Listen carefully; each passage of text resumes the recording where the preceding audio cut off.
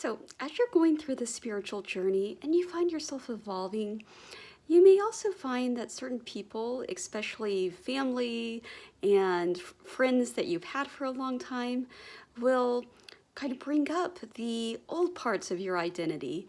And you may find yourself getting triggered, especially if this is a part of yourself that you no longer identify with, or it might maybe a part of your identity that you're not so proud of.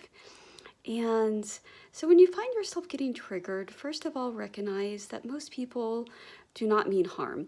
So most people really do have good intentions, even if it doesn't seem like it on the surface. Most people are just trying to help you in the best way they know how. And in the case of family, usually they're just trying to protect you. And then, second, to realize that no matter what, if you find yourself getting triggered, then they're actually doing you a favor, and that they're helping to illuminate parts of yourself where you're still looking for that approval. Because if you were truly secure and confident in your new identity, you wouldn't need the approval of anybody else. And I think that that's another part of this journey, right? A lot of us start, whether it's the spiritual path, or a lot of us kind of start in personal development and self-help, and we do it because there's something about ourselves that we don't like so much, or our lives.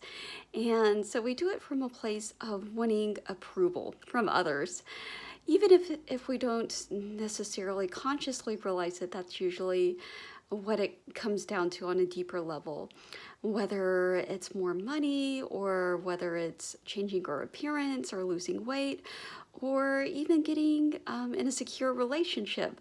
A lot of times those desires are fueled by wanting to look a certain way to other people.